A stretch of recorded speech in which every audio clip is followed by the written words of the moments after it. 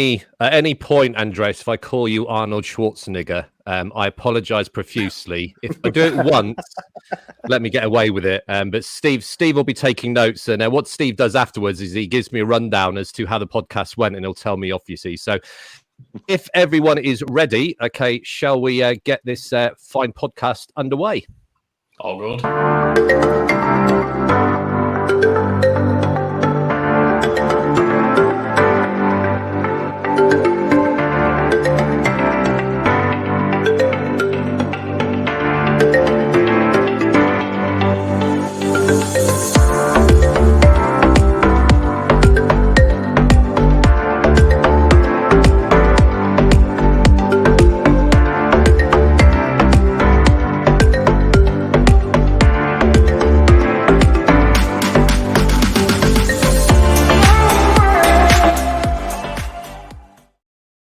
I'm feeling really bad now because I'm looking really, really embarrassed by the red carpet treatment. But, welcome. It's humbling and embarrassing at the same time, yeah.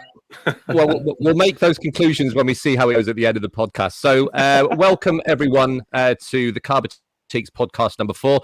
Joined today by Steve McMahon and George, TCB admins and our special guest today.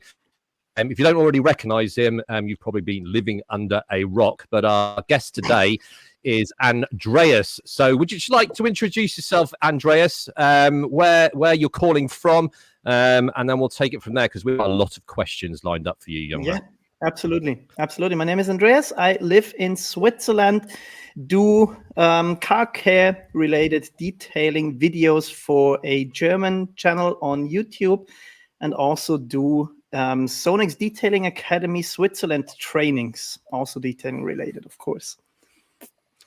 Fantastic. Now, a lot of people, if you mention your name, probably think you're German, but you were born in Austria, living in Switzerland. You went to, this is where I've been, Andreas, you went to the University of Zurich. What did you study there? Because most people want to get to know you as a person. We'll get onto the juicy detailing stuff in a minute, but what degree did you do? Okay. Business administration, and I finished a degree. It's called the Master of Arts in Business Administration. That's what I finished. Yeah. And you're still involved with the sort of academia as well, because you run. Is it Uniboard, which is it sort of a exactly forum? Do you still do that?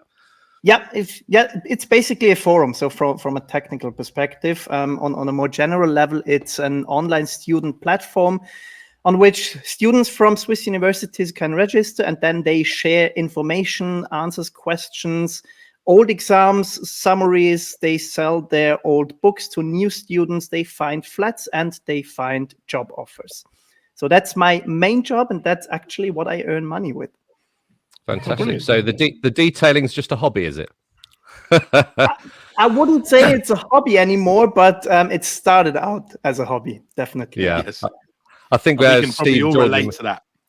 We can. We can definitely all relate to that, can't we?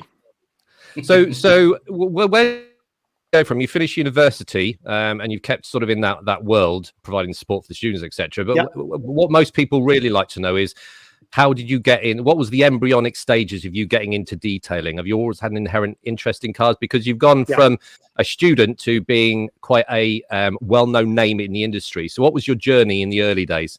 Yeah, it's exactly how most of us probably got into it. I was a car guy from an early age on, and then lost it a little bit during my studies and in the first stages of the founding of our company. But then got back to it when I got myself a new car. It was a Mercedes C63S Estate, a beautiful car with one major flaw. It had matte paint. It was beautiful to look at, but I panicked when I bought it because I heard horror stories. Don't touch it, don't wash it, don't run it through automatic car washers. You will ruin the paint. And then I started researching, and that's probably something that got indoctrinated into me during my studies at the University of Zurich. But also, I think that's one thing I'm very good at. I don't stop after page 1 when I start researching something. So I got really deep into the detailing. I watched all YouTube videos I could find. I read a lot in forums, mainly detailing world, but also the German ones. And what I found was a lack of information on matte paint. That was basically what got myself into, because then I'm a rather critical thinking, skeptical, and test-driven person. I thought to myself, you're not, are you? Everyone was sorry, Andreas. Everyone was thinking it. We'll come back to that. I thought to myself, well, there are specific products for matte paint, but are they really necessary? And that's when I started testing. And because I saw a lack of information, I started to share those testing results. I used regular car shampoos instead of the matte ones. I used gloss enhancing shampoos to look if I get glossy paint. I used all kind of LSPs, so protective products, and I shared those results. And that's what got me into detailing as a topic, as a hobby, and that's what ultimately got me into testing for the German YouTube channel as well. That's really interesting, actually. Steve, that must resonate almost with your story, doesn't it? Because you were doing it, you fell out of love with it, and then you came back into it again, didn't you, Steve? Yes, that's exactly. I actually left. I don't know whether Andreas knows. I'm not going to go into too much detail, but yeah, I left school and trained as a mechanical engineer and done an apprenticeship and went to Oxford. I'm not going to say Oxford University, Oxford College, and trained as a mechanical engineer, as in bench machining, turning, welding, fitting, panel beating. Done all of those, and sort of fell in love with it and want to explore further. Dad was in construction. Dad said, "Don't go into construction." So what did I do? I finished. I went into construction. But when I went into construction, that allowed me, I'd like to say, the finer, better vehicles, bikes and vehicles, and that was it. That was my love of it. In there with buying Ford Cosworth, Escort RS Turbo with black paint, no lacquer. So we know how that went. And like you, I fell into the rabbit hole and just couldn't help myself. Then I went into it professionally in working for a company that looked after multiple Formula One teams with painting and prep and all of that. And then fell out of love with it, and then fell back in love with it when I'd gone through my day job in construction, shall we say, with company cars. Sort of fell out of love with it because it wasn't really mine. Come out of that, bought my own vehicle again, and here we are, and off we go. But one question I had just off the back of what you said, did I just hear right that you bought a Mercedes C63 AMG S Estate? It was leased, First but car. yes. No, not the Did you hear that right? No, not the first car. Second. My first car was a VW Golf GTI, the Generation 5. That was my first one. Nice. That's And I finished school, and my parents gave me a choice of they will buy me an old Volvo 440, or if I want something else, I have to go to work. And it wasn't their plan that I actually started working and then bought myself that Golf. So Good choice. that was my first car. Can I just go back onto that, Andreas, just quickly? Sorry, George. So you're telling me like the black RS Turbo sort of set me off. The Mercedes was what set you off on this. You'd had a couple of cars previous, but that was the car that set me off in detailing. Spinning. Yes, exactly. Perfect. Yep. Thank you. Sorry, George. Wow. Yeah, I was going to say, when Stephen said first car, I thought you were going to say previously a drug dealer being your first car, but obviously not. So, matte paint, is it as scary as people think? No, it's actually quite the opposite. No. It is rather resistant, actually. There are two strict rules which you should. There's one strict rule and one so strict rule. Don't use anything that fills, but that's mendable. Let's say if you apply a wax, it's mendable, and don't use abrasives. If you use abrasives, you're pretty much you're looking at a repaint. And depending on which make and model you're looking at, Mercedes dealerships, to my knowledge, have the clear instruction to always paint the whole car new. You are exactly right. Because you cannot spot repair matte paint, because it starts with a degree of madness, which then automatically, because you drive and wash it, reduces its madness, and then hitting exact that matte level with a repaint is not possible. That's why they always paint the whole car, and that's expensive. We weren't meant to get into detailing right to the end, but George is straight in there. George gave me loads of questions. So I was going to say, listening to Andreas and Steve's stories, I don't know if you look at Steve's work, it resonates Steve is very much a writing everything down person as well. He's very objective. It's all about hard facts. It's that scientific approach to detail and not throwaway lines and all that kind of stuff. And indeed, I think we were talking earlier, Andreas, you and Steve both did the Pro Detail Magazine graphene mega test as well, didn't you? Exactly.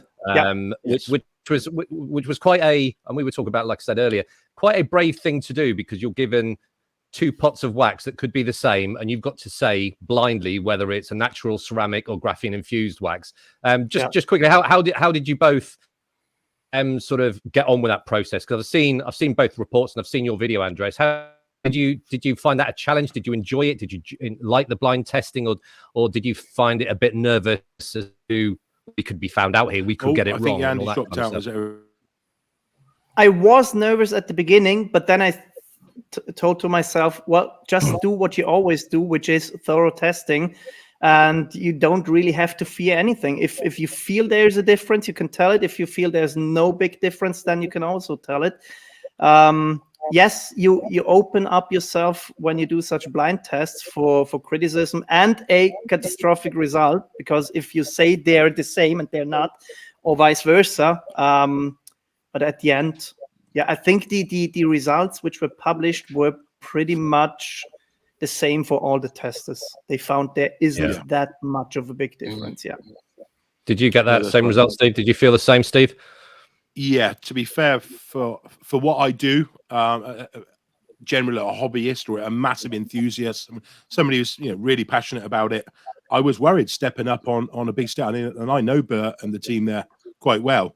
And when I was invited in, I really was nervous. I'm being tested. Now it happens every week. I'm literally tested every week by brands to send me stuff, tell me what you prefer and why. And I love that side of it. But you're right. When I see the list of people as well, when they set up a Facebook group, there was Specky and Andreas and all these sort of people, I'm thinking, these are big names. I do not want to get it wrong. And all I could do was be as thorough. But they were we were given free reign, which is what I liked about it. And I went off on a tangent of putting loads of graphene products to compact with those. Then I thought, well, you know what? I've got a whole side of a Volkswagen Transporter. Why don't I see how the ceramics hold up against the graphene? So that's what I did, right or wrong. But for me, massive eye opener, and one I would love to do, and hopefully we'll be doing again soon. Other mega tests. I think you did it.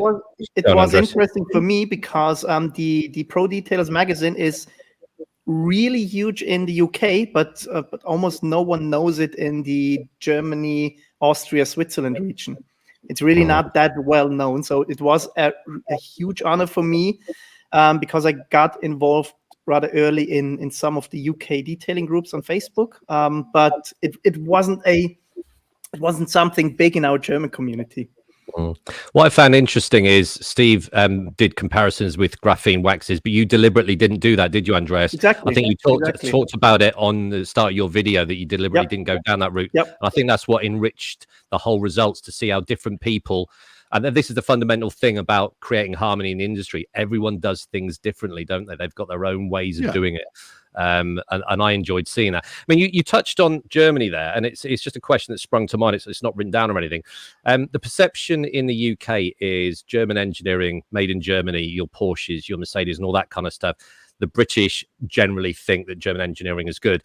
If you look at detailing brands like Sonax, Koch Chemie, I think Nanolex and Menzerner are both made in Germany. I naturally see made in Germany, and I think they're going to be good. Is there a similar concept? What's the European, the German, Austria, Switzerland sort of perception of UK detailing brands? Do they, be quite honest, do they have a similar perception, or are they more support their homegrown sort of detailing products? Do you understand the question? I understand the question. It's always hard to give like an overarching answer to those types of questions, because I can only tell you how I see it. For me personally, I think that German brands and German detailing consumers have a really strong focus on product performance, objective, cold, hard product performance, and value for money. And I always had the feeling that the UK is a bit more emotional about the whole thing, which probably has to do something with the fact that you can wash your cars on the street or in your garden if you want to. And in Switzerland, Austria, and Germany, you are not allowed to. We have to wash our cars at places which are meant for that and equipped for that, because otherwise we get rather strict fines. I think that's already a fact, which is a massive difference between those two markets, and which then translates into other things. But as I said, that's a generalization, because there are people who are extremely emotional about the whole topic here over in Central Europe as well. So yeah, we'll On that, definitely Andreas, sorry, Andy. Go on, I Steve. just wanted to touch on one of my questions I wrote down. I've actually heard that you can't use or wash your vehicles at home. Could you just elaborate for me personally? Why is it not allowed? Is that in Austria, Switzerland, and Germany? Is that legislation? throughout? It's legislation, and it's based on environmental factors. So because it's not necessarily the chemicals, but that's also one part of it. It's because they think that you wash stuff off your car, which then can sink into the ground and then contaminate the ground there. So just on that, so you have an Austrian, Swedish, German car wash center. Do you pay? This is, I know, a silly question, but do you pay by the hour? Can you spend an hour in that booth? No problem at all, or is there multiple booths? No, we have the same places as you have with the catcher machines. Where you go, you throw in your pennies or your euros or your cents, and then you have a certain amount of time. You usually use up like between 10 to 20 Swiss francs or euros to do a whole car routine. And that includes decontamination, wheels, wash, and everything. But you can do that all there while you're there. So you take the products you can wash facility. You can just go there and try it. Some of the owners of those places will then drive you away because you're spending too much time there and spending not enough money. Some of them tell you that with your chemicals that you are using, they are too aggressive and you're ruining their machinery. But usually if you ask them before you start doing it, most of them are fine. But it's a real hassle to find a place where you can actually detail cars. So you can go and clean your car there, but then you must get in your car and take it home to finish it. Use a QD, a wax, or whatever it may be. Exactly. To do the final dressings, let's call it. Didn't know that. And that's one aspect I never understood, why there wasn't some guy or some company who finally started a franchise system where they offered like detailing booths to people like us. Or like you can rent them hourly and then do all the stuff you want there. There isn't such a place. Wow. That must hurt the industry, though. The passion that people have, if they're limited to what they can do, it must really affect it. And I imagine, I could be wrong with this, I'm assuming, but the detailing scene over there is smaller than here, because it is. I would say it is growing, but it's definitely smaller than in the US and in the UK. Yeah, definitely. So that's why. Could you pay to have one of these installed with a silt pit at your property to recycle the products? You could, but then you're looking at probably 25,000 euros. Wow. Yeah. Really? So how come there's such a vast range of products and so outstanding products? Don't forget the professionals. That's it, yeah. You have all the professionals, and you, of course, have all the dealerships where all the brands like SONAX, Koch Chemie, etc. are rather huge. So could a professional...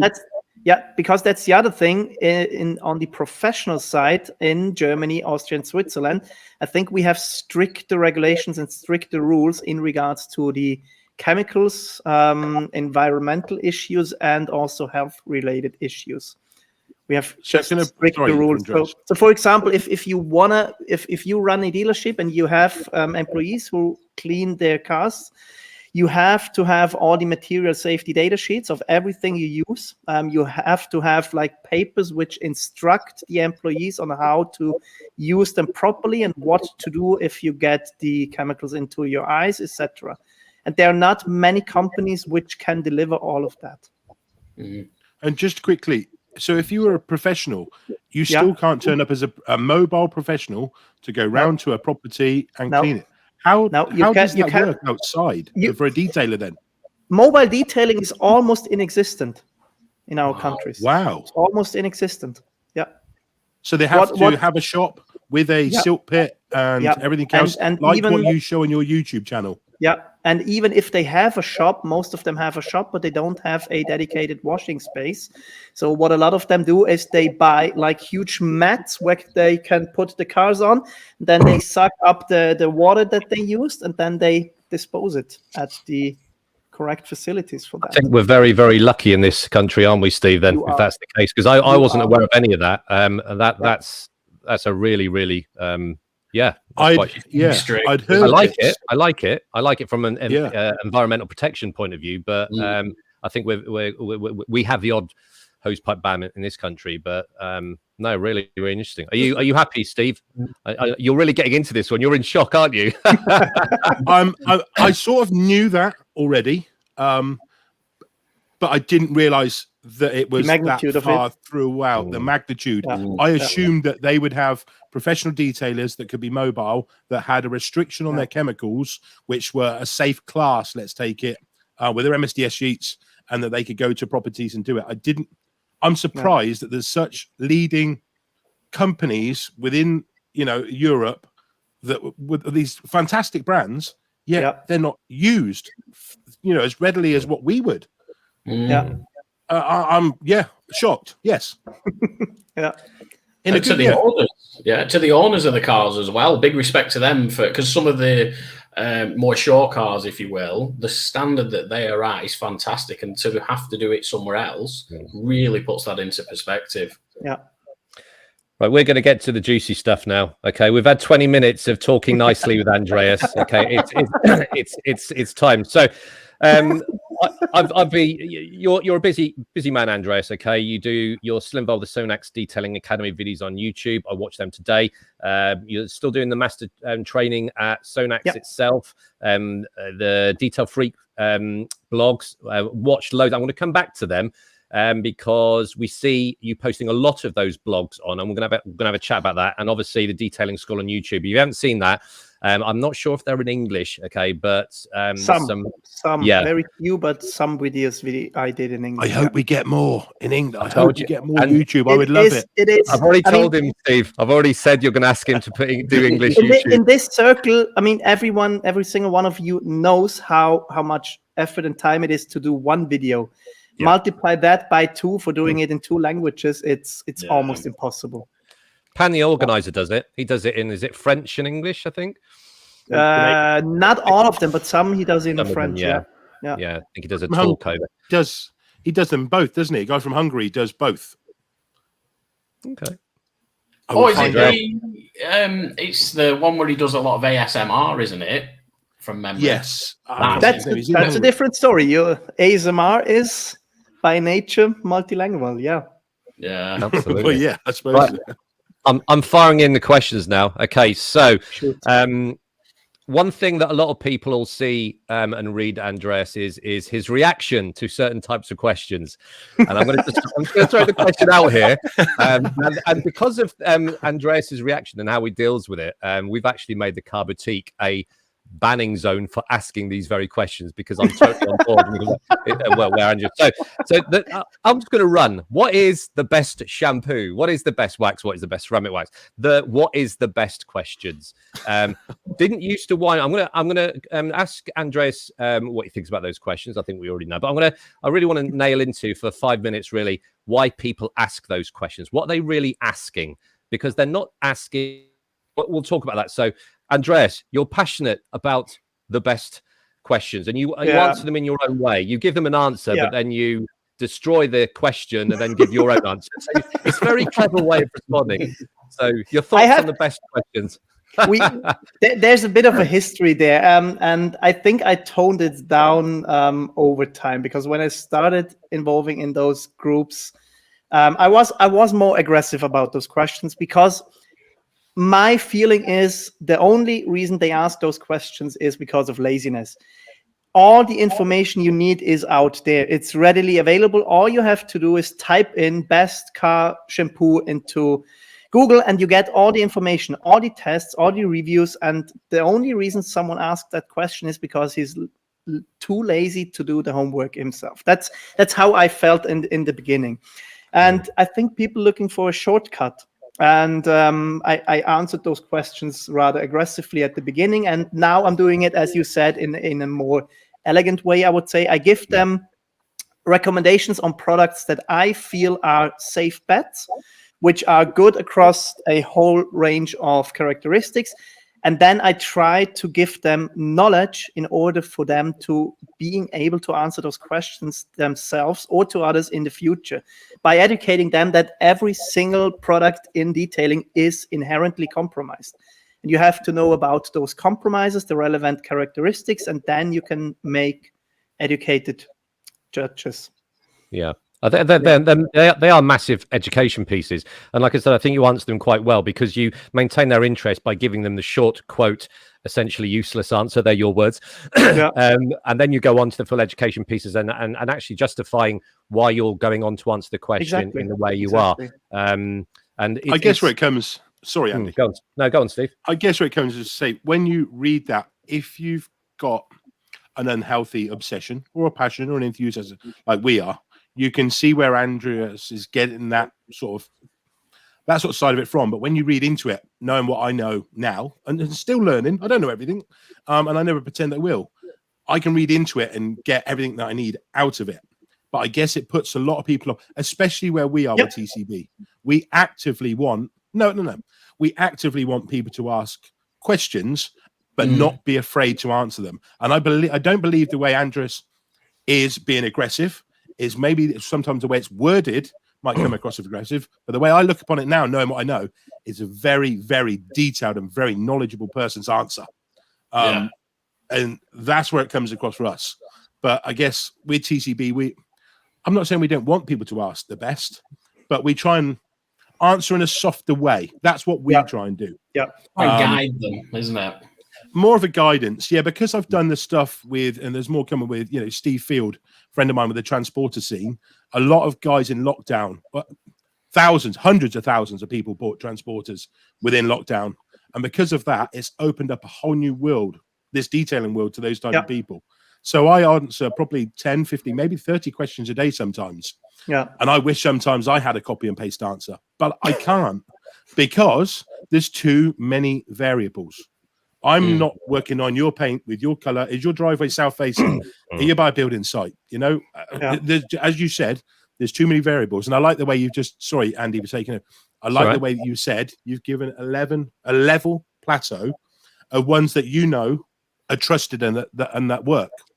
And I also found that by being aggressive about it, I don't get to people. They automatically shut down. They build the walls, and then I don't achieve what I want to achieve, which is giving them knowledge in order to answer those questions themselves. You're a lot more approachable, I would say, and the good side about what we're doing now with the TCB, or this, going to go onto YouTube, is you can actually see your facial expression. You're a warm, friendly guy who's obviously got a lot of passion.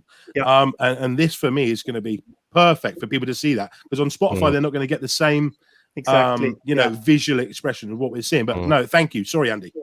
I think Andreas, and correct me if I'm wrong here, Andreas, I think you take it easy on the car boutique. I think you realise that we've got pro detailers, we've got brand owners and everything, but I haven't seen anything that I would say is aggressive. I know what you're referring to, and I think to say that you're aggressive, I think the interpretation of an aggressive post isn't necessarily what you're saying, is this the reactions of other people to what you're saying. And that's almost when it gets aggressive, you know what I mean? Because if you actually look at what you're doing, you're making recommendations, you're putting caveats, you're explaining exactly, specifically hard facts, a scientific sort of reason behind it. So, we're going to go on. I wouldn't say I'll take it easy on the car boutique. I'll take it easy since the beginning of this year, because I had like it was a New Year's resolution that I told to myself, well, let's try it another way. Let's try to be a bit more passive aggressive, if you want to call it like that, passive aggressive about it. Try to rephrase the answers I give people in order to sort of reach them. And I'm doing it in other groups from the as well. with the initial. Yeah, you soften them up by quickly answering their question, then you hit them hard. For example, exactly. And I also had like, that was the epiphany for me. It's all reference and it's all context based, right? Because I got really aggressive sometimes if I saw that someone recommended a product and said that's the most hydrophobic product in the world, when I simply know that that isn't true. But if that person only used 3 products and that is the most hydrophobic he ever used, then he has every right to say so. And just because I used more products than him doesn't give me the right to then like attack him. And that's the rethinking I got through. And I tried to do it another way now. I can remember us I'll come to you in a second, George. I can remember us, Andreas, we talked about this about 2 or 3 months ago about the whole aggressive response thing. And I think it's working now. I think you're still getting your points across, which is nice. George, were you going to say something there? Yeah, I was just going to say, when you're putting a response back to somebody as well, it's very hard to give emotion to what you're saying, because in text there's hardly any emotion. Yeah. And somebody could be having a bad day or whatever, and they read it and think, bah, but if realistically, though, the answers that you give, when you read through them, you think, wow, there is detail in here that somebody might just put, oh, you want to use X product because I've used it. Whereas you go more into detail and people want it, pun intended there as well. That's what we like. We like to see a good detailed review of something, and people who can be new to detailing as well, if they read something and think, right, I've heard of Andreas, he knows what he's on about, they'll really, they'll be like a sponge, they'll absorb that information. It's funny. Yeah, but then on the other hand, you also have to accept that you will never be able to please everybody. So there are people who just want a short answer. There are people who get like, that's the other side. They get really aggressive if you give them long answers, and it's that you have to accept. You will never be able to please anybody. Plus, we also have, of course, a language barrier because English is not my mother tongue. So You're doing very well. You're doing very well.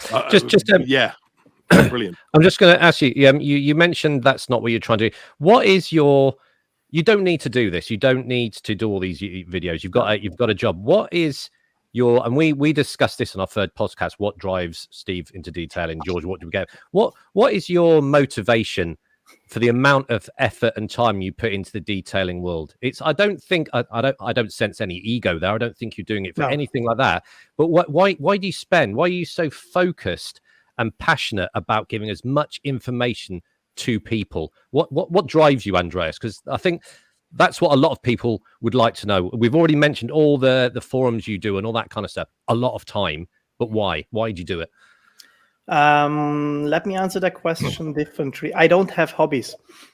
I always start with hobbies, but then I get myself so deep into it that I start realizing a lack of something, lack of information, lack of training, lack of education, lack of product knowledge, whatever it is. And then I try to make the world a better place, one hobby or one industry or one field at a time. It happened to me with my dog. I got myself a dog as a prevention for a burnout syndrome, because I knew I will be working a lot when I started my company. So I got myself a dog because it forces me to get out and spend time with him. And then I got myself into the Swiss German Shepherd Kennel Club and started doing work there. And it's the same with detailing. It started as a hobby. Then I saw a lack of information on matte paint, and then it developed into helping others getting a better knowledge. And it's always the same with me. I see that I can make something better, and then I want to do it.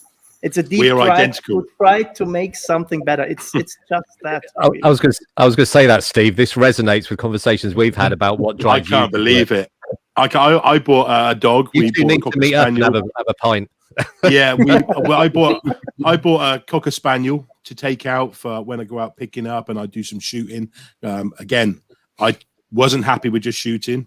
I then had to go the whole hog, sniper right into it. I just can't. I'm the same. I bought a dog just for picking up. So what did I learn? I learned how to train my dog and self-taught myself because I didn't think I was going to get the service that I wanted. So I learned how to train dogs for picking up and beats. I'm the same. I can't help it. Model cars. I didn't just want to get a model car. I then had to start racing model cars. Yeah, exactly. I then had to start. I'm that person. And it's funny you mentioned shooting, because I think 2 years ago it got so bad with me not having hobbies. I actually started recreational shooting because I said I need a hobby, and it's just a hobby. I have to force myself now to not start offering beginner courses for shooting in Switzerland, because I don't think there are really good ones, and I have to force myself not to get into competitions or join clubs, because I said it's a hobby. It's just a hobby. You go there, you shoot a little bit, and then you come. You could do paintballing. You could do, because that's two birds, one stone, isn't it? Really, shooting guns. We should do that. We should get Team TCB. We'll go paintballing against the SONAX team. No, we've got a lot of military training there. Andy, I'm nearly 4 foot tall, 6'4" tall, 4 foot wide. I'm getting hit all day long. Yeah, we're hiding behind. You're an easy target, yeah. So it's really refreshing to hear an open, honest answer there. You you actually get enjoyment out of helping other people. Exactly, and it's really nice to hear. It sounds better than it is. It's really if we're honest, it's rather an egoistic point of view, because as you said, I get enjoyment out of seeing that I make something better than it was before. Mm-hmm. And I mean, we have to be realistic about everything that I do. It's on a small scale, and every single training I do in Switzerland, when someone comes to me who already is a professional, does that detailing, but training with more knowledge, and I mean, the best example is always polishing. They come, they think they know what they're doing, and they leave with a better technique, which gets them better results in a shorter amount of time. And that's the perfect example of what I enjoy doing. I think that resonates with all of us, doesn't it, within the business? I'm not in this for a monetary value. I'm in this business because I actually thoroughly, it's my hobby, and it's now more than a hobby, like you've just mentioned. I've gone down the rabbit hole. I keep asking, why? Not to anybody else, or maybe I do. I ring up Jay or Ollie or Andy or Joy or anybody, but why? I need to know, but why? I need to know the answer. So that's why I buy more kit. Yeah, I buy more kit, not more products, more kit to help me get to that answer. With throwing up, all the different, and again, variables. But yeah, look, I'm going off on a tangent again. Bring it back in, Andy. You have to stop me tonight, because I could talk to Andrea for about 4 hours. I don't have time limitations, so what amazes me, Andreas, is I don't stalk you, but I read pretty much all your reviews and all your blogs and everything. That's the scary part, is how much you know about brands. I'll give you a perfect example. I've seen when you've answered your questions, you'll give them a short answer, and then you'll go through, loads of questions about wax. You'll recommend some that are more focused on hydrophobicity. You'll do some that are more show wax with high beeswax content and all that kind of stuff. But the brands you recommend are small to massive. For example, I saw you recommend Detail Bug car care products from them. Rachel doing a fantastic job with the brand there, and you recognize that. But then there's the huge ones, the G-Technic, the and all that kind of stuff. How have you gathered so much information? Because you seem to know pretty much all the brands, and whenever anyone puts a specific product, you just seem to be there, and you've got the knowledge and the credibility to back it up. I mean, do you live and breathe detailing? Are you constantly reviewing? Are you constantly scanning the market for new products? Essentially, the question is, how have you generated so much information in your head? Because I want to plug a USB drive into your head and take it all away with me. Several ways of answering this. I think it's a personal trait. I with everything I do, I don't stop at page 1 of Googling. It was the same when I got into shooting. I asked myself, what's the best scope for my rifle? So I started researching, and then I got all those sources telling me about the difference between a scope and a red dot sight and a prismatic sight, and what the advantages are. And then I become an well, let's call it an expert in a field in a rather short amount of time. So I think it's a personal trait on the one side. On the other side is we do at least one new video per day on our German channel. So we have to do a lot of testing. Yeah, it's one video per day. Is that recording, editing on YouTube? Yeah. Wow. Whoa. It's one video per day. Yeah. So we have to test a lot in order to do that. Wow. And so, yeah, I mean, the short answer to your question is by spending a lot of time, a lot of money, in order to buy and test those things. Yeah. Mm. And I always was a guy that said, well, yes, there are the big brands and they are doing a good job, but there are also the small guys, the small brands, and they probably also have fantastic products. And more often than none, it's the case that they do have. Do you think sorry, go on, George. Go on, George.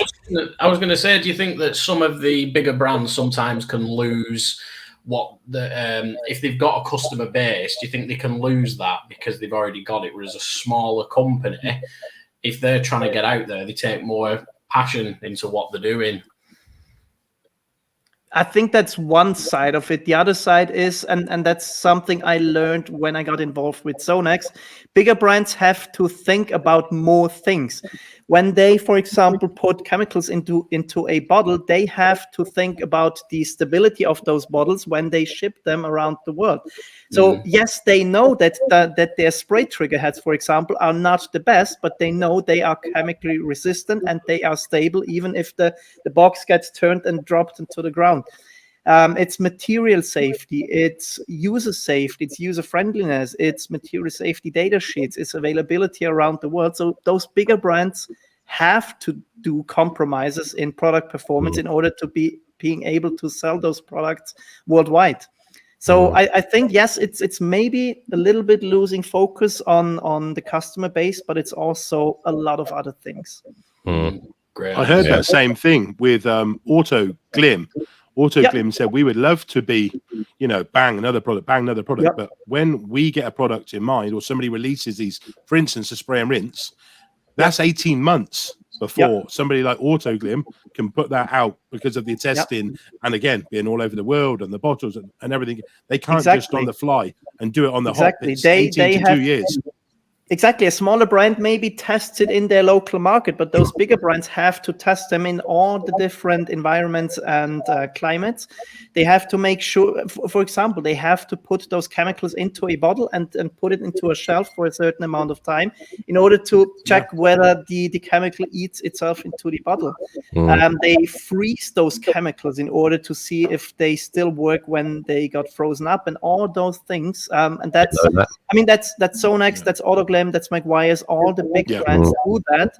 And I mean, the funny thing is, you often get slated if you are a big brand if your products are available at Whole Foods or similar stores, but the amount of work and stuff you have to do to get there is incredible.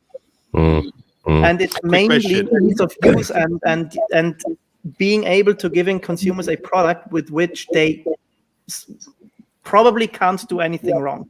And it's actually not easy to develop products in that way. Have you ever been in a Halfords? Sorry, Guns. Have you ever been into a Halfords? Do you come over to the UK much? Not yet. I'm planning to come to Waxstock for the last few years, but I think next year will be the first time. I was going to ask you at the end if you're planning to go to Waxstock, actually, because it would be great to meet you in person. Year, maybe next year, yeah. It's quite interesting what we were saying about the smaller brands, because the car boutique was basically started off by looking at the smaller brands, and we've sort of maintained that focus. I mean, there's some brands you might have heard of, Alien Magic, Mile Deep. They're all, relatively new brands, okay, and we've given a lot of focus on them. And we're almost deliberately putting the brakes on our development, because I could go and do, or any of the TCB guys could go and do a built Hamber review on YouTube. I did one, 14,000 views, bang, straight away. I could go and chase the numbers and everything, but we don't. We listen to what people want. We love it when a new Steve gets bombarded daily with new brands and reaching out to us and all that kind of stuff. And I sort of like that angle. Yes, we look at the big stuff like CarPro and all that all the bigger brands and everything. But I like that, and I think Steve was alluding to earlier. I like that personal touch the smaller brands have got. But it, like you were saying, Andreas, it does get to the point whereby the brand gets so big that they can't maintain that one-to-one picking up the phone every time. But then you've got economies of scale and you've got benefits of a larger company as well, which is quite interesting. But then on the other hand, what is frustrating about recommending and promoting smaller brands is you never know if they will be around in a few weeks' time. Absolutely. That's the frustrating part, because you help them develop their business, you push them by giving recommendations, and then suddenly they are not available anymore. Yeah. And then you have to change the recommendations. It's happened a lot. I think well into double figures in the last 2 years, the brands that have gone, some of which we have reviewed. It's a tough market, especially after lockdown. I think a lot of businesses have suffered, and with the inflation as well, the cost of chemicals and everything, they can't compete. Can I just ask, Andreas, in Austria, Germany and on all these places, do you have little, let's call them bougie detailing brands, or would they not survive?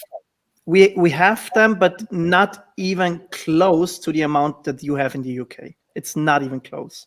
And again, you would recommend? Not on the top of my head. I will shoot you a message afterwards. Maybe you want to try some, but not on the top. What are your thoughts with so many brands in the UK market? Because I've got my opinion. I have too. Yeah. I've got quite a strong opinion on it. Do I want to vocalize it? There's good and bad.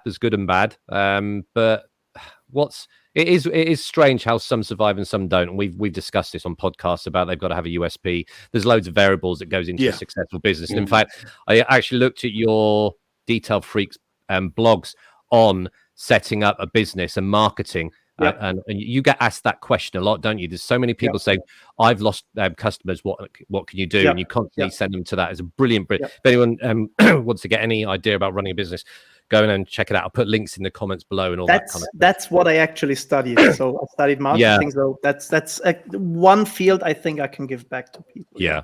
Just on that, Andy, just touching on that, and I think we're probably going to explore that with Andreas. I know you were saying there's positives and negatives. I love the idea of the competition of these smaller businesses. And I know they will never be able to own a chemical plant because that's millions of pounds of setup. Yeah. But when they do go down reaching out to these bigger brands, these white labelers, I just hope that they make it personal, because you can change all the percentages and colors and scents and everything. As long as they make it personal. I've recently had some products delivered to test and review, and I'm honestly going to struggle because they've not even changed it. I know who they are. And again, I'm not bothered where they come from, but make it personal, stand out, because I can tell you here and now, it won't go any further. And that's a real shame, because I want these local companies, to survive, to thrive. I really do. Absolutely. But, sorry, that was, again, me.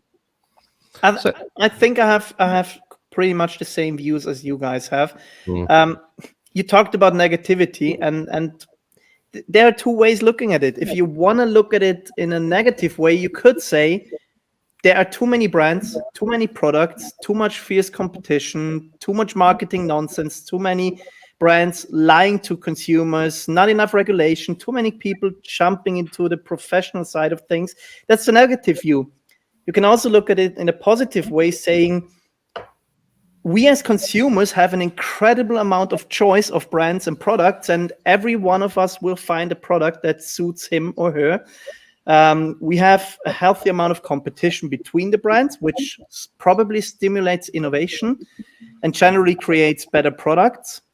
We have initiatives like the IDA, the International Detailing Association, which is trying to improve things in terms of standardization and certification. So there are two ways of looking at it. And we can also look at it in a realistic way, I would say. And realistically, objectively, and without emotions, I would say the state of the detailing market is the same as in every other market on the world right now. There are too many brands doing similar or same things offering most of the times copycat or white label products. And it is not sustainable that we have so many brands. So there will be and there have to be brands which are dying. I mean, we have some.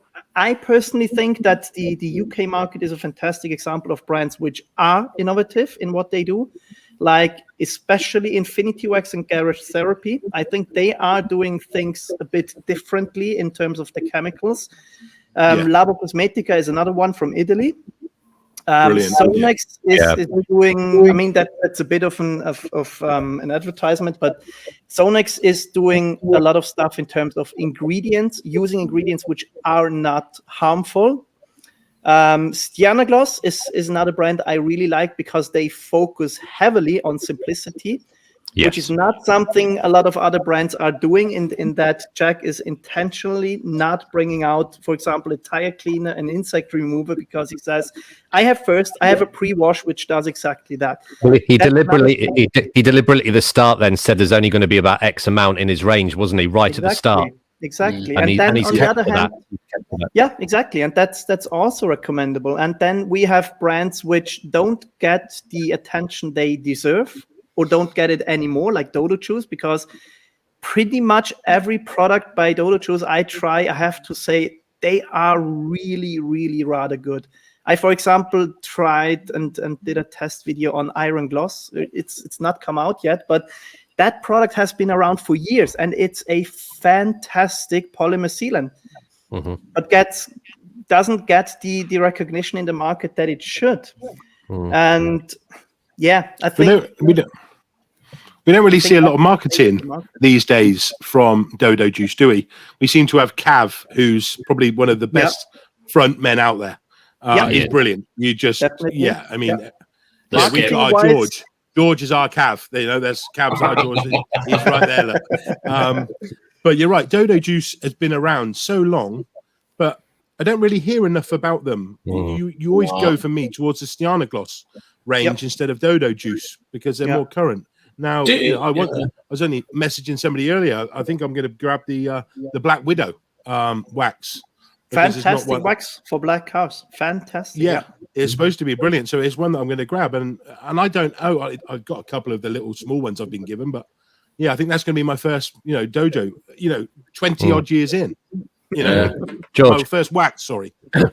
Yeah, Andreas, do you think that a lot of buyers get sucked into buzzwords, your ceramic, your graphene, things like that? Yeah. Absolutely. And what's your view on them? Do you think there's like a bit of myth to some of it? Because I know a lot of the branding it's aimed to draw your attention in, and it might not necessarily be, a graphene paste wax. Rumors and myths. That's it. Yeah, Greek mythology. Oh no, we're not doing that today, are we? Sorry. I mean, it's the one thing that grinds my gears the most in this whole industry. It's the amount of, let's rephrase that. It's the shocking lack of integrity that some brands show. And it really is a shocking lack. I mean, a brand which honestly goes out and tells consumers that their products contain real graphene when every single chemist and a brand owner tells you that it is physically and chemically not possible to include real graphene into products, it's shocking. And it's shocking that they get away with it. It's like when I get annoyed when I see, and this is where I feel sorry for the newbies in the industry. They'll see graphene QD, and they think they're putting a graphene coating on their car. Exactly. And I've seen a few studies graphene by people. Shampoo. Exactly. Yeah. When you actually look. The latest example was the Auto Finesse graphene filler liquid wax, I think it's called. It won the liquid wax sealant shootout by John from the Forensic Detailing channel. I actually tested it the last couple of days, and it is a shockingly bad product. And they actually write on the back of the bottle, they say it contains graphene, and then they go ahead and say graphene is 100 times stronger than steel. They write that on the bottle, and that's such a shocking lack of integrity. Graphene's just it's just a carbon matrix, isn't it? It's I mean, it's shocking. There should be some sort of governing body which prohibits that. I was going to talk to you. Sorry, I'll come back to you in a second, George. I was going to talk about that. And I've been detailing for 20 years. I'm only into it passionately in the last few years. So I'm massively learning, etc. But it already says to me that, and you've alluded to it, there needs to be some kind of regulation, longevity claims with reference to what? There is no benchmark reference to claims, is there? Nope. Do we do we have to say it's got to be done with a pH neutral shampoo and 10 washes? Is that the norm? I don't know how you can regulate it, but it's a huge industry, and it beggars belief that there's some kind of regulation already. It would actually be simple. Create some sort of standardized test, which all the manufacturers have to follow them. Agree. It would be rather simple. I just think that some brands don't want to do that because it's simpler to just put a claim of 8 to 10 months on the bottle and then get the customers who believe that. We've had some we've had some quite heated discussions on the Carbotique whereby someone said a longevity claim, and then 3 or 4 people have actually gone and said, well, I haven't got that out the product. And then there's a whole discussion about different variables, different user experience, but it can really, really cause some quite aggressive arguments, can't it? It happened to me, Andy. Well, I mean, it happened to me, not just on, the said brands that I know you're thinking about, Andy, but because I do, Andreas, around 100 to 150 miles per day up the motorways and across the Cotswolds, I've been testing sealant 6 October, and I've done them in sort of rounds of 4 or 5. You might have seen some of them come up. You talked about that with Becky and Paul, right? Yes, I've alluded on that and thought I'm getting 8 weeks. It's right on the bottle. Exactly. 12 months. Exactly. I get 8 weeks, and I started to panic. I'm doing something wrong. I've applied it wrong. I drove myself into knots, drove myself up the wall, spent a night researching, reading, everything as you can imagine.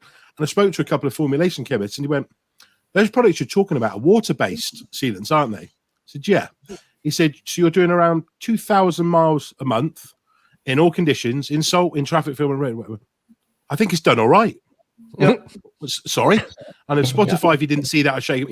I was sorry. You think that's all right? Yeah. You've compressed 12 months into a normal person's exactly 3 months, or 2 months. Yeah.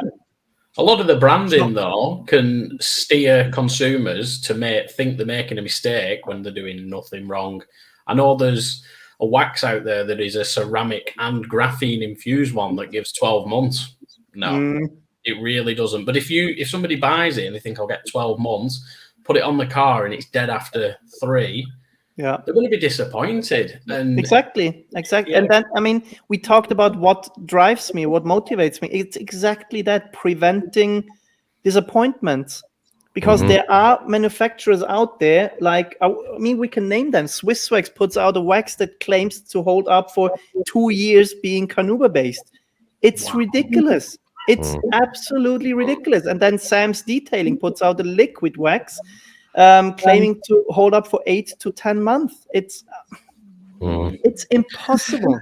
I mean, there's only one wax. Sorry, Andy. I was going to say there's only one wax. There's only one wax that I've ever tested. And Andreas, I would love to, if you would inbox me, please, if one of your longest lasting, but I've only one wax that's only ever 1 week short of 12 months. And I know what you're going to say. Well, it's not actually a wax. That's Synergy wax from Infinity Wax. Yeah, it's one of the best. The only one. Waxes, but I think I can better you.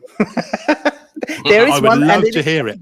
There's one, and it is available in the UK. I will message you because then it's a surprise for your viewers.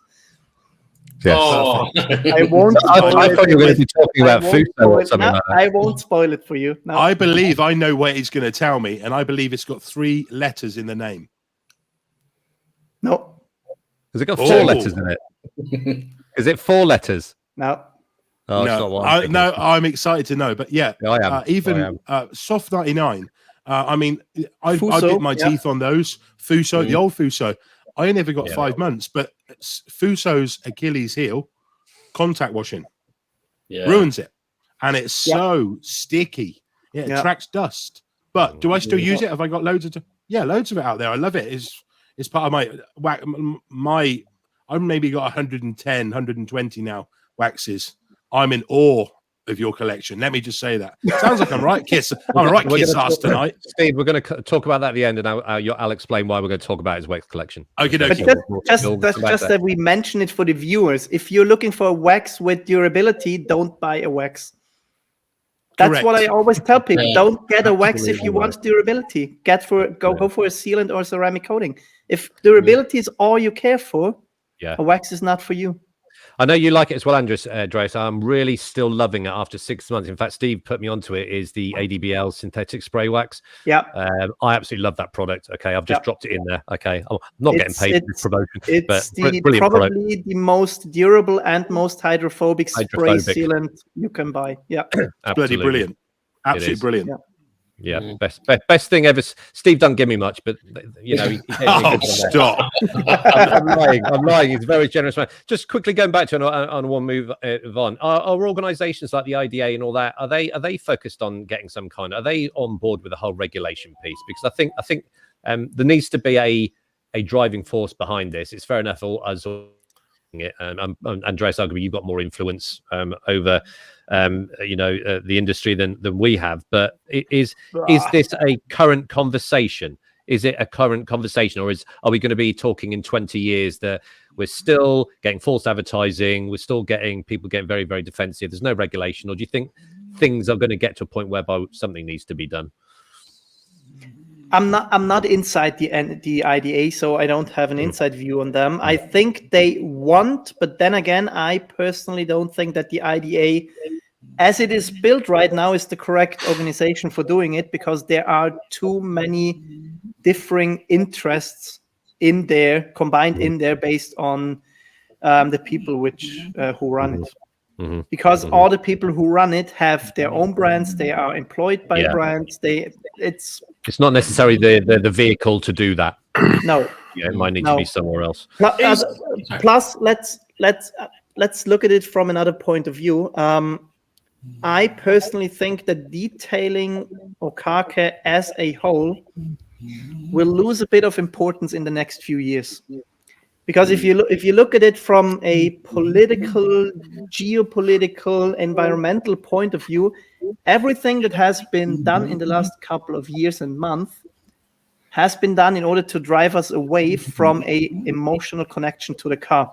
We have electric cars, which are by nature less involving and less emotional. We have the trend that we don't buy cars anymore. We lease or rent or share them. We have regulations which force the manufacturers to make smaller engines with less cylinders and turbochargers instead of those big, large, heavy V8s and V12s we also like so much. So everything that's done is done in order to drive us away from an emotional connection to the car, because they realize that they will not be able to get us to a point where we do what is right, which is go for differing or alternative ways of moving about. If we have an emotional connection to that thing, we won't move away from it.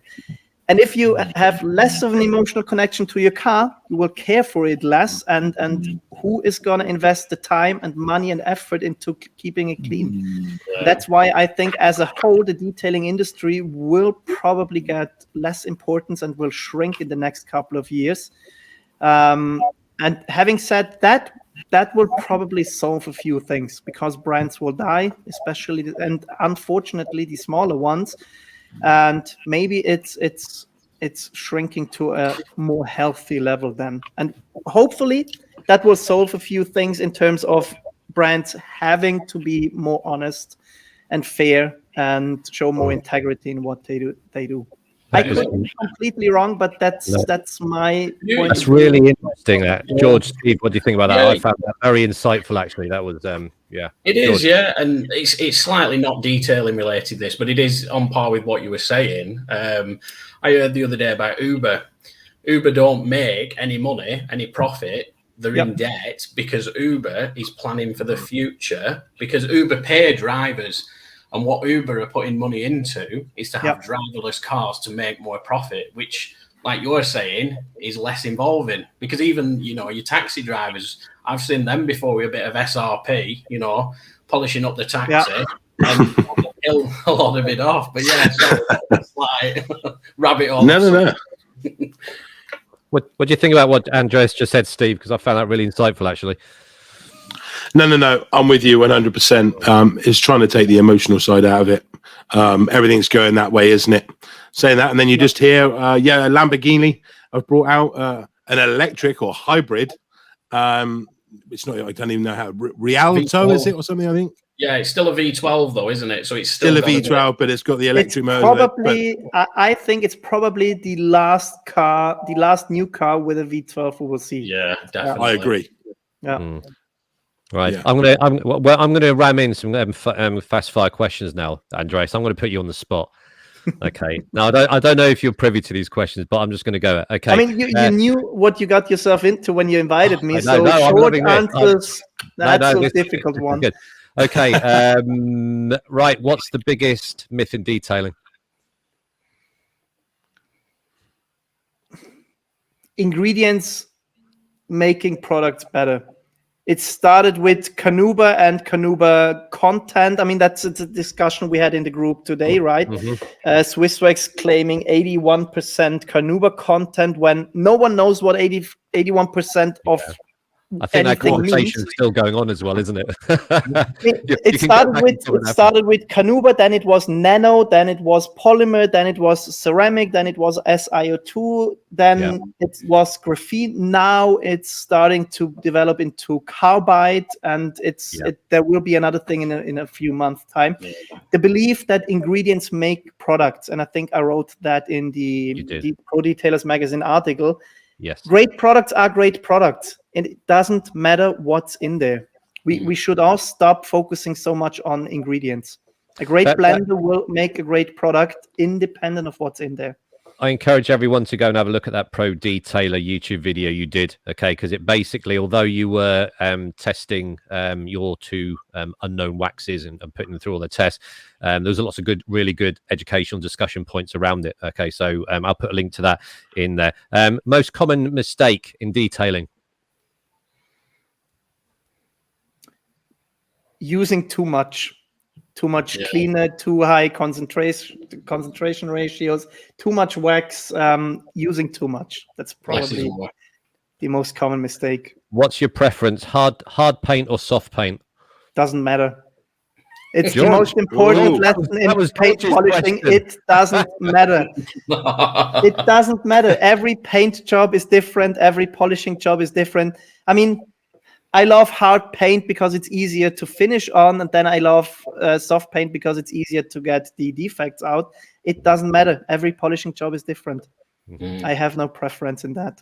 So if I asked you what's your preference between a hard wax or paste wax and a liquid wax, you're not going to give me the answer. Wax. Oh, you did. I thought you'd say, well, always paste wax. Okay, always I'm with you on that one. I'm with you on that one. I am with you on that one. Apart always from maybe experience.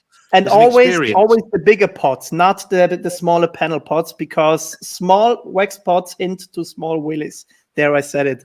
Absolutely, yeah. You can't get your pad in. That's what you meant.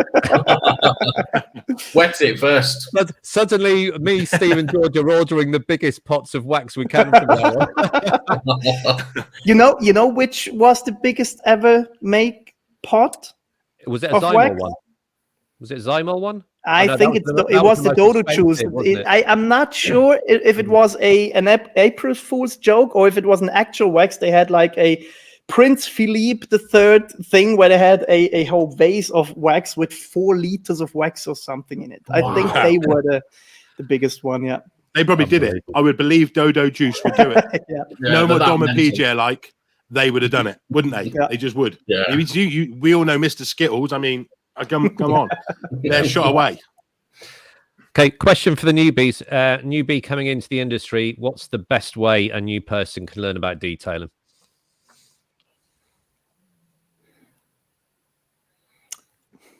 I love how he thinks about it. You know what he's going to say is going to be awesome. That's why I don't mind leaving the pause. It's suspense. All the information you need is out there. The difficult part is identifying which is the good, the right, the correct information. And I mean, the main tip I would give is keep an open mind and accept that detailing is a spectrum. It is a spectrum between getting the car as clean as possible, as quick as possible, and you don't care about what you're doing to the car. And then there's detailing in terms of getting the car as perfect as possible, as gentle as possible, with the least amount of damage. And everything in that spectrum is correct. If you are happy with running your car through an automated car wash, you are correct. And I think that's one thing that we all oftentimes forget. We look at the other part, or the other side of the spectrum, where detailing is that clear path to perfection. But everything in that spectrum is correct in that sense. And if you're happy with your results, it doesn't matter how you get there. Steve. Yeah, you took the words out of my mouth, Andreas. I don't know why there's such negativity and everything else that goes on with it, because you're right. Somebody, my next door neighbors, I've spoken about this previously. They clean their car every week. They don't care how they get there, but at the end of the day, they've got a clean car, and they are over the moon with it. Now they come down and talk to me, and especially when I'm filming, talk to me. Now I do things in time lapse, so we ain't got to worry about the sound. I've learned the hard way. But now they come in. Before they were like, oh, no. You know, now one of my neighbors has been and bought Maguire's hybrid ceramic, you know, the spray and rinse. One of them's come down the other day and picked up some Auto Bright tire dressing. So they're getting a bit. It doesn't matter what you were just saying. How they get into it, they literally want to get the car from dirty to clean. And it's about being supportive. Yeah. It's about being supportive. As I said, it doesn't matter if you read a book, watch videos, visit a training course. There are fantastic sources out there, but keep an open mind and don't just trust one source. Correct. Always look at different sources. If anything, as well, making mistakes, you learn from them as well. Yep, yes, absolutely. That's an important part. Just don't polish a matte car. That's an mistake. Next one for you, Andreas. What is missing? What product or accessory is missing from the detailing market at the moment? These are really hard questions, Andreas, and you're doing so well. A fallout remover that doesn't stink. Oh, there is one. I will put this. There's War Wars fallout. You better get this right, George. Otherwise, Andreas is going to be all over you. No, it's chemically not possible. If the one ingredient is in there that causes the reaction, it has to stink. There are acidic ones which react or which remove the stuff as well, but you can usually only leave them on the paint for 1 or 2 minutes, so they're not safe, I would say. What is it? The thioglycolic acid, isn't it? It's the stuff that stinks. Yeah, and if that's in there, it has to stink. It's not possible for it to not stink then. I quite like the smell, weirdly. You like? No. Well, every one of us is strange in a certain way, so. That's very kind of you to say so. My degree, I'm not dropping education stuff, but my degree was in psychology, and I can always remember a couple of other training courses I've done, is everyone's got their own map of reality, okay, their own perception of the world, okay, and that is brilliant for conflict resolution. When you're having an argument, and that's why I get frustrated when I see breakouts of arguments on detailing forums, hence why we closed, I left most of them, and we've done our own one, is that people just need to step back and realize that people, you know, if people had an experience, that's what they think is right. Yep. Have a discussion. Yep. Okay, don't get so angry. I'm going to come into the emotional side of it. I'm just going to quickly talk about a couple of things. We're going to go for another 17 minutes. Is that all right? So 1.5 hour podcast. Is everyone happy with that? Steve, am I allowed another 20 minutes, Steve? Look, I could go and sound like a real fanboy here for hours. I could, absolutely. I can relate. So, Andreas, your wax collection. Talk to us about this wax collection, because I saw a picture of it and it is absolutely ridiculously large. I stopped counting. I intentionally stopped counting, and I will never, ever count how much money it is worth. I will never do that, because it's a scary number. Why do you collect waxes though? Do you use them, or are you 90% of them I use? Yes. Really? I mean, there are some true collector's pieces, mainly some older Dodo Juice ones or HB Sauce ones, which I'm a huge fan of. I mean, you too. Andreas, we're on the list. We're on the list for the hot stuff wax that Hugo just released. Because I was making sure I was on it because I asked one. I saw your name as well. And I thought, yeah, he's after his Hugo wax. I've got 3 or 4 bespoke I've had done for me personally. Well, you got me we've into had it, one, didn't you, Steve? You got me into it. Absolutely. They're just something out. It's just. I mean, it's for me. Let me answer it different. For me, waxes are the single most emotional product there is in car detailing, because they are presented in a nice way. So, let's say most of them smell nice, except for the Synergy wax, which really stinks. Yes. You mentioned there, Steve. Yeah. I think Synergy stinks more than Fuso. Yeah, it's a stinker, that one. So most of them are presented nice, they smell nice, and then there's the way you apply them. You have the feeling that you like massage it into the paint. You get to know every angle and curve there is on your car. And then the moment, I mean, it's all a placebo effect, but when it hazes up and then you wipe over it with a towel and then you see the glossy surface there, it's an emotional journey, and no other product category has ever given me that. And that's the reason I collect them. I just like the way they're done. Plus, I always have the feeling that they are a living, breathing thing and product of someone who put his heart into making them. We have got, just before I go, we have got a little present for you. This is really? one of, yeah, so we'll be sending this one to you. This was we commissioned Hugo to do this. This was our Christmas wax. I don't have that one. No, you won't. No, this is very, very special, and there's only 1 of 20 in the world. In fact, this look how close he's got to the screen. I'm looking forward to that one. You're getting number 1, the first one. Right? No. I will send you that. It's just thank you so much, guys. Our small way of saying thank you. Steve commissioned someone to do another wax. If we can get hold of one of them, we'll send that as well. And I know Steve's working on one this year, and I'm working on one this year. So we'll just we share your passion for waxes. Use them if you want, or store them. But thank you so much, guys. I really appreciate that. Andreas, just to touch on something, I'll speak to you outside of this or whatever, but trust me, something's coming which might not never happen again. So this is going to be something else, and it might be me as well. So very good. I'm working with Hugo on something else as well, which I know you guys will like. Good. Excellent. Back in the sound. Right, so now we've got the nice bits. I'm going to get into a more contentious subject. Okay, we've still got about 13, 14, 50 minutes. Oh, we'll go on for as long as we want. Something that is, I won't go into too much detail. A lot of negativity in detailing at the moment. Myself and Andreas talked about it. We're not going to necessarily mention the forums or where it's sort of coming from. But why? I mean, it would be naive of me to think that everyone in the detailing world can get on. Okay, but there's a lot of friction in the detailing world. There's a lot of, I'm going to throw some variables in: brand loyalty, ego, jealousy, lots of negative things going on, which in no way, shape, or form can be complementary or enhancing the detailing community. Asking you, Andreas, you've been in the industry long enough. Has it got worse? Has it always been like this?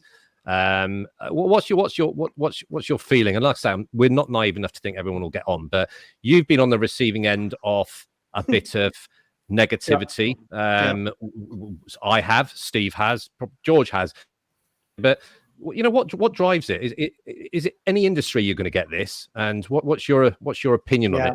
I know we talked about it earlier, but I think it doesn't matter which industry you look at. If you're deep enough into the industry, you will see those things surface. So, plus I have a different look at it.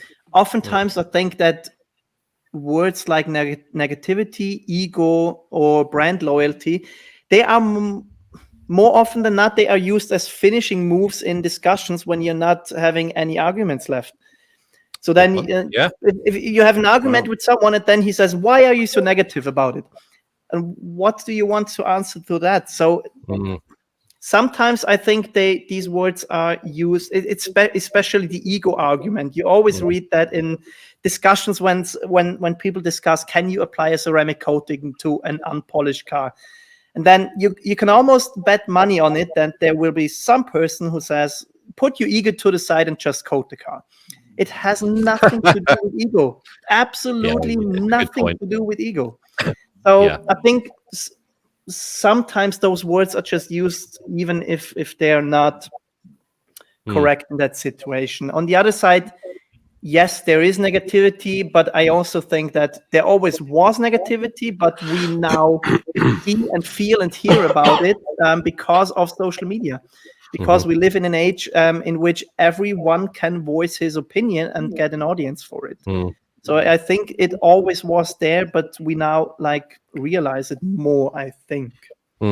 What's the current one that sort of we've been seeing is reviewers like myself, like Steve, like George, arguably like yourself, Andres. I have experienced my fair share of hate. Yes, I had letters written to me with where people said they will react with violence. I had emails been sent to my customers from my actual business when some people were unhappy with reviews I did. So I experienced it, and unfortunately, I think that as soon as you step out of your comfort zone and do something a little bit publicly, you always have to. You almost have to be sure that you will get some sort of reaction. You've got to have a thick skin, don't you? Yeah, we definitely. We do try to tell the truth, which will disappoint some persons, which who they have skin in the game. They earn money. They have to feed their families, and if they've done it until now under a false promise, and we tell people that product probably isn't as good, well, yes, they will resort to those measures. I mean, what we're currently and I'll talk about the Car Boutique, is that there's a few sort of they're not accusations, but if we're sent free products, okay, we're not going to give an honest review. We always give positive reviews. You never hear anyone talking negatively of it, and we've done a podcast on it. We've had discussions, and no matter how many times any of us on the Car Boutique have said, I will. My main driving force is I hate the word social influencer, but I'm cognizant of the fact that I could go and do a review, and someone could look at that review and think, "Oh, great, I'm going to go and buy that." It would not sit comfortably with me if they then had a totally different user experience or did not get the same results. So no matter whether I get 90% of the stuff I pay for myself, okay, and it won't influence the outcome. But it's trying to communicate to that people. And some people don't get it is, and I've given up now. I don't care. I don't care. People think it's especially impossible online. It's a completely different story, and I had that situation a couple of times when you meet those people. Especially last year and this year, I met some of my worst critics, and it's a completely different situation than if you do it online and anonymously. So. Yeah. Sounds like it's part of the territory, isn't it, really? It is. Yeah. And there's too many variables. Yeah. There are. Yeah. And we say that every review, yeah. And to your point, I also personally think it doesn't matter if you buy the product, get it for free. Even if you get money for the review, if you're honest about it, you will be honest about it, and it's a personal decision. I personally think it does not change the outcome. If you're an honest reviewer, you are an honest reviewer, and the way you get those products doesn't matter. Agreed. Yeah. Agreed. On that, Andreas, as you say, there's too many variables, and I know we keep touching on that.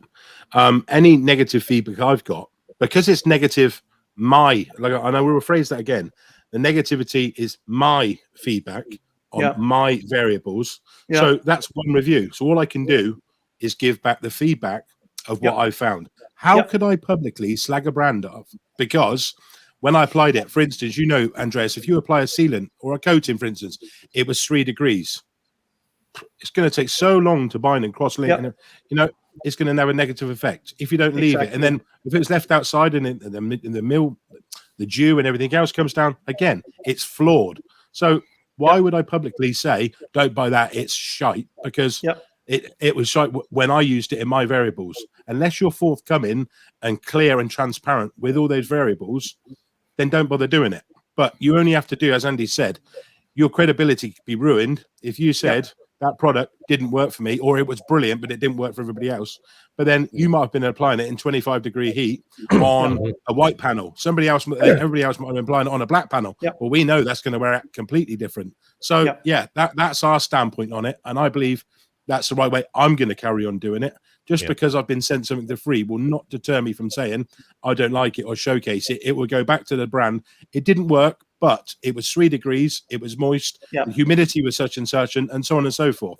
And if we're honest, it's small things, right? Everyone should be able to do it. Just tell them what your testing circumstances were and be honest about it. I mean, people always think that what we do reviewing and testing is easy. You just go there, apply something to a panel, spray water on it, and that's it. No. It's a bit more than that if you want to do it in a good way, especially if you want to be critical about the products, and especially if you like publish a video in which you say it's not actually a good product, but you then have to explain why it's not a good product. Correct. How would you give that, Andreas? How would you give that feedback? Because there's, I don't know, we've got 8 moderators on the Car Boutique. We all do video reviews.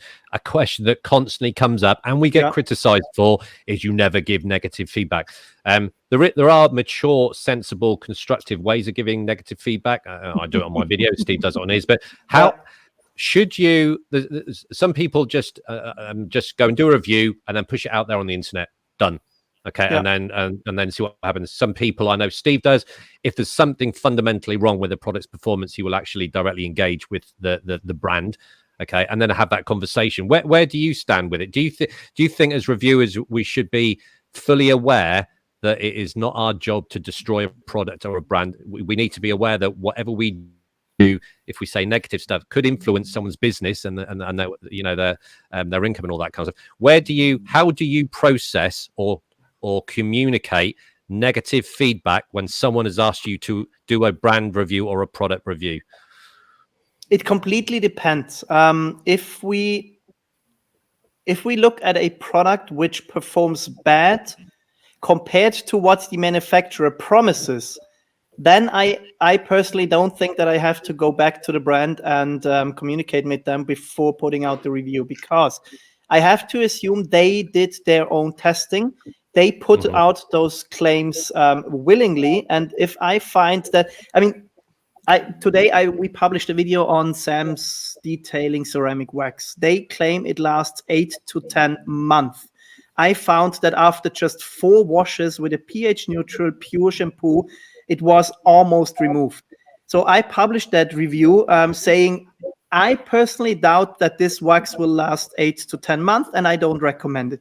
I think that's fair. If a manufacturer puts out let's stay in that category, a liquid wax, just saying it will increase a bit of gloss, it will last a couple of weeks, and then I find out it doesn't, then I think I could actually get in contact with the manufacturer because he was not overly aggressive with his claims. For me personally, that's the line I draw. So when a manufacturer puts out ridiculous claims and I find that they are not true, I think it's fair that we as consumers or we as testers tell consumers that. That's the line I draw. I think you've got to, otherwise we're just a sales channel, aren't we? Reviewers are just a sales channel. Where I go in a bit different with this, Andy, as you know, because some of my outlets may be growing in numbers, shall we speak, some of the brands I do know reach out now to me are probably trying to get out for advertisement. And on the back of my review, they'll be getting out, and I'm fine with that. But I explain to every person that drops a product to me or sends one out to me, like I say, 90% I buy anyway. We know I do that. But I tell them that it's not an advertisement. I'm going to use it and I'm going to review it, and I'll give you the detail back personally, and share it if you're happy for me to do that. It's exactly what I do. But it's exactly the same. It's 14 months. Synergy Light came out ages ago. I've only just finished one part of the testing. Well, I got it when it first came out. And I managed to get one of them to stretch it on one of these vehicles, which is not contact washed, but it was still there after a decon. But when on my testing, because I watched it weekly or bi-weekly, on the unprotected side or the unpolished side, I got 5 months. On the polished side, 8 months. I mean, that's 3 months difference just from machine polishing. On one that's not washed, 14 months. Yeah. There's too many variables, as we say. Exactly. And like I say, I'll continue to do what I do. Yeah, sorry. That's the one thing I always tell the brand owners, because some of them reach out to me and I always say, I can do a review, but I do it on my own terms, in my own time, and you won't have an effect or you won't influence the results. I will, if you send it to me, I will publish the review no matter what, even if it's negative. And I have been some brands then decided to not send it to me. That's completely fine. Some asked if they can pay money in order to influence the results. And I told them, no, not on the channel we do. I can do a promotional video for you, for your own channels. And you can pay me money for that. That's completely fine for me, but not on the test, not on our channel. That's a good way. Yeah. Do you find that if you get a product and say it claims 12 months and it doesn't, do you get like busting that myth? Do you find that you get, it's good for consumers, isn't it? It's more protecting them than the company. Exactly. Yeah. I don't get satisfaction out of it. It's just that I think maybe I prevented 5 guys from buying that product and getting disappointed. And that's, And the company needs a great way. 5 guys. Yeah. That's a great way to look upon it. I like the fact that you say, I can offer you a video to promote it. I didn't think of it that way. If that's the way you want to go. That's a great idea, personally. Yeah.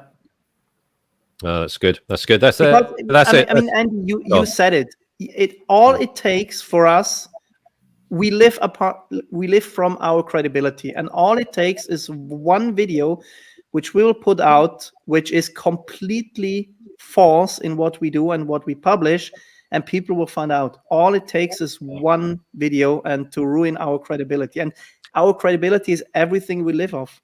I think I totally agree with that. I think the main challenge to that isn't this is the bit that I find that a bit there's a bit of hypocrisy here, that we're reviewers trying to do an honest, independent review, and yes, it's a snapshot. This is on this day and this temperature, and then we want to be able to give feedback, okay, whether that's positive or negative.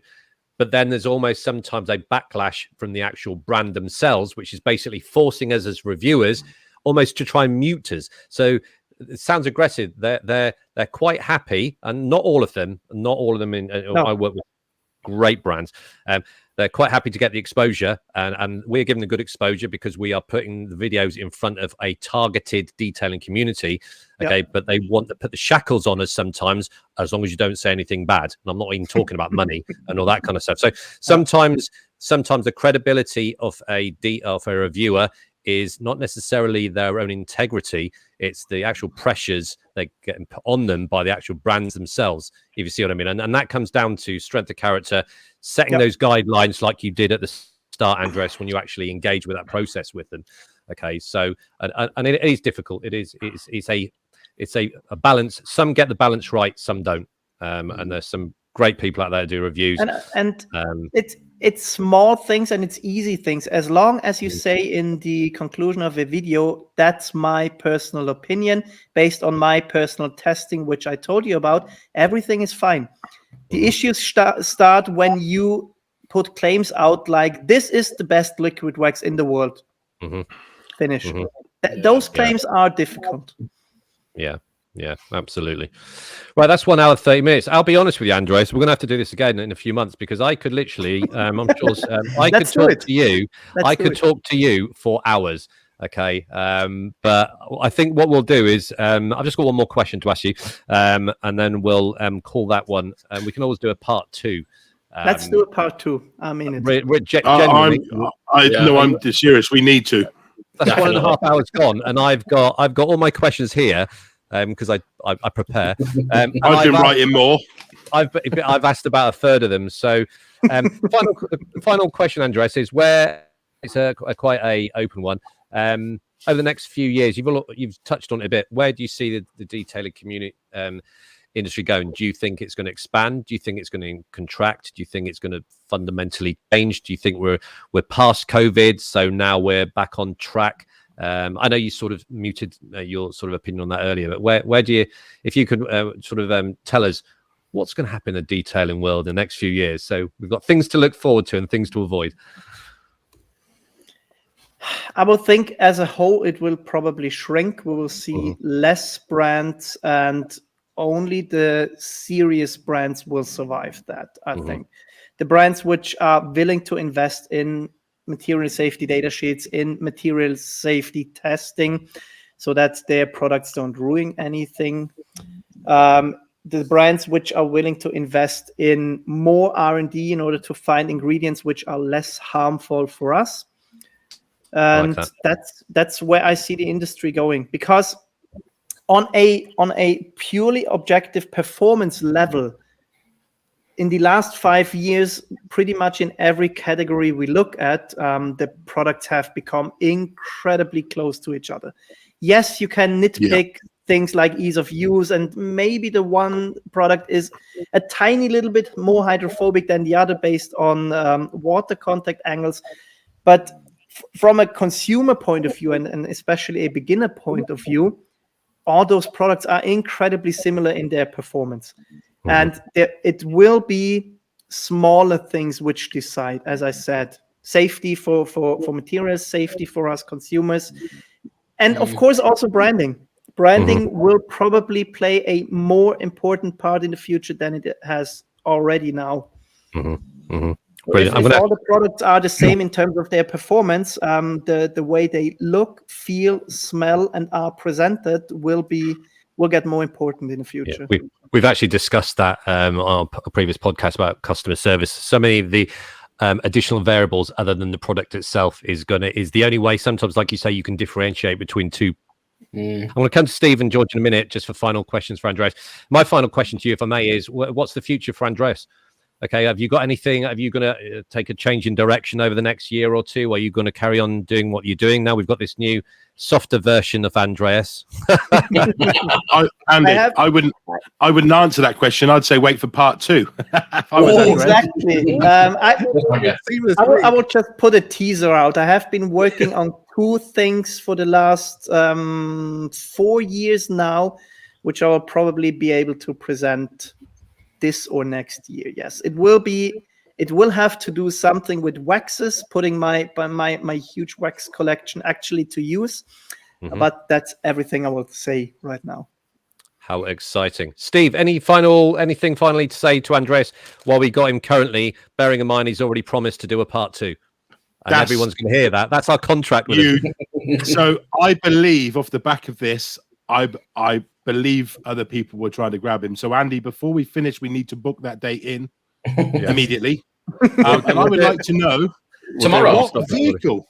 I'm going to go down the vehicle. What vehicle do you currently own, and are you driving? I wanted to know that. I'm driving a Mini John Cooper Works, the F56 variant.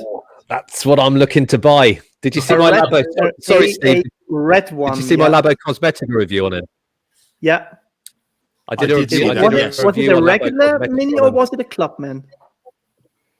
I think it was the John Cooper Works, but it wasn't the suit. It wasn't the 250 brake horsepower one. I think it was but that lovely cars. Yeah, they are, and you can do a lot to them. It's actually, when I got the car, I didn't buy it, I leased it. I started to I wouldn't say modify it, do a few bits and bobs in terms of the stickers and design, because it was, for a Mini, it was rather boring. It was just red paint, red body, red roof, red mirror caps, so everything red. And then I started a bit with design wraps, and that is something that got me a little bit back into the joy of the cars. Yeah, that's brilliant. Thank you. Anything else, Steve? Now we've got him. He's not going until I turn the camera off. You're happy. Wait for part 2. I've got part 2. I've taken some questions down today. Just don't ask me what's the best, whatever. I was going to, but I'm not going to. I was going to. Yeah, because it'll be SONAX, won't it? Just joking. No, right? No, definitely not. Definitely not. Fact, that was my. I saw a good question today. I can't remember what it was on. It might have been on the Carbon Seat, but someone was asking for a recommendation, and you actually answered something along the lines of, "Oh, I should be saying it's SONAX BSD, but I'm not. I'm going to recommend anything." Exactly. I love that. And I that love was integrity. my first condition when SONAX asked me if I wanted to become a master trainer for Switzerland. My first condition was yes, but only if I can keep being honest about it. That was my Brilliant. first condition. Love that. Because love if they would have asked me to just recommend SONAX in the future, I would not have done it. And that's the beautiful thing about SONAX. They are rather realistic about their products and their performance, and they are open for that. So I'll come to you second in a minute, George. Just while we're talking about SONAX, Polymer. Okay, excellent product. Haven't used it for years, but what I will be getting in contact with you, I've got the SONAX CC36 ceramic thing, the pack. Yeah, I think it's the. So I'm going to talk to you on that one because I need some advice on that one. So we'll talk offline. Polymer Net Shield. No, I'm going to get some Polymer Net Shield. I want to buy some. Any good? I've got the Net Shield. Yeah, absolutely. The Net Shield is fantastic for. It's a spray-on one. Yeah, I will not tell you about it. I won't. I don't want to spoil the experience. Yeah. Let's discuss after you used it, because I have a very, very particular and strong opinion about it. But let's talk about it about it in part 2 of the. Oh yeah, Roger. No problem. Excellent. Good. George, anything to say to Andreas while we've got him? Yeah, so I'm going to be cheeky here and ask you 2 questions. Firstly, your the only way I can describe it is wax cave. Does it double as a bond filling bunker? That's what it looks like. It does. Let's say the guns I use for the recreational shooting are also down there. So let's keep it at that. We do. And then secondly, do you think that there's any product or products that are underrated in the detailing scene? Absolutely. Should we leave it at that and talk about them in part 2? Oh, yeah. Absolutely. There are massively underrated products. I mean, I always I talked to you about Iron Gloss by Dodo Juice. If you have not tested that, and Steve, I'm looking at you in regards to sealants, that's an incredibly underrated product. I will look at that and order that with the wax. You will be surprised. Not a typical Dodo Juice product, but I'll leave it at that. Fantastic. Thank you very much. And that's iron juice, you say? Iron Gloss, it's called. We can. We'll keep the cameras. The chat room open when we end recording, so we can have a good chat about that. But Andreas, excuse me. That I was never concerned that we would be filling in the gaps, because I know we're all talkers here. Okay, that's why. I cannot believe it's 1 hour 40 already. I think we just. Thank you for letting us an insight into your world, really, to get to know the man behind the text. Okay, really, really, genuinely, really appreciate the time and everything. Definitely, let's do this again, a part 2, and we can really. I promise, and I will keep it. Yeah, thank you for having me. And as I said, it's an incredible honor to be on the show. And I still think I'm just a regular detailing guy. So it was a little bit embarrassing with the red carpet and stuff, but me and Steve did discuss that, and I thought, no, I'm going to leave it. I've been invited on to a couple of guests, and I'm just thinking, why are they ringing me up? I still don't get it.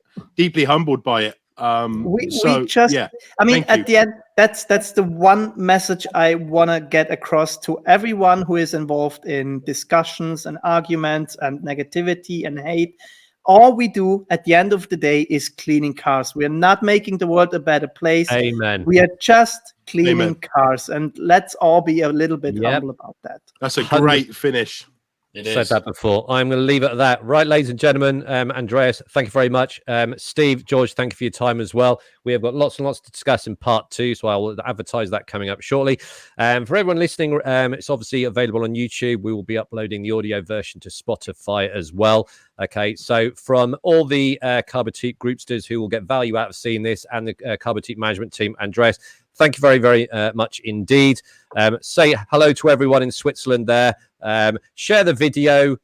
We need to go European. We need to get Europeans listening to the and show if you, as well. I told you to some of you guys, and before we started, if you ever come to Switzerland, give me a shout out. We have enough space here in my house to accommodate you, and It's very kind of you. Have a bit of good time in detailing. I'm coming to see the wax. I'm coming to see the wax. And you are, and I'm sure we can find you some accommodation if you come over to the UK. If you're not a wax stock this year, try and get there next year, because I would love to meet you in person and have a really good chat. So I'm going to run the end credits. Thank you very much for everyone that's partook on this podcast, and we'll see Andreas in part 2 coming soon. So take care. Bye.